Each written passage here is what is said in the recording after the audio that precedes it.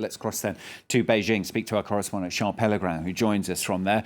Charles, China really not very happy about what it's heard over the last few days. Absolutely not.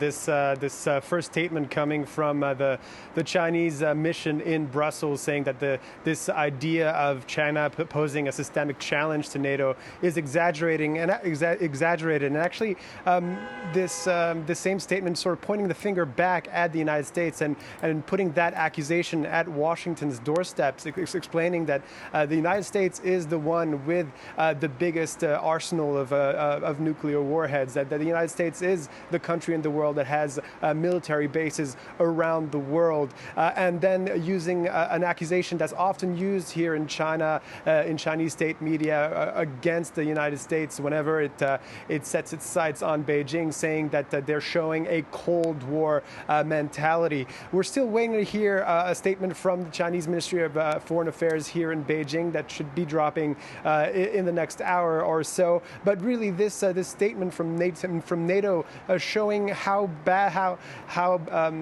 the relationship between China and NATO has really changed over the course of the last 18 months. Indeed, the last NATO summit 18 months ago, the only words that were released about China said that it both presented challenges and opportunities. And this new statement with these passages about China's assertiveness in foreign policy, its military threat, really show the Biden administration's influence over NATO now that they're back in the foreign policy arena, not in the isolationist stage that Donald Trump was in.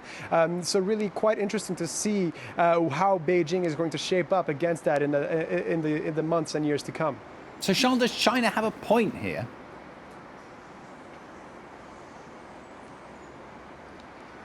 Well, if you actually look at some of the statistics, some of the data about military presence and military spending, the military budget in China, the defense budget in China in 2021 showed just over $200 billion worth. And if you can compare that to the United States for the same year, and their budget had just over $700 billion worth of military spending. So it's just quite a big gap, even if China is by far the second place country in terms of a military budget. And if you look at their nuclear stockpile, China has 350 approximately warheads, whereas the United States has over 6,000. So here, again, quite a huge gap. But this doesn't really account for how much the Chinese military has grown over the years. In 2011, the military budget, which is actually underneath what actual defense spending is in China, was just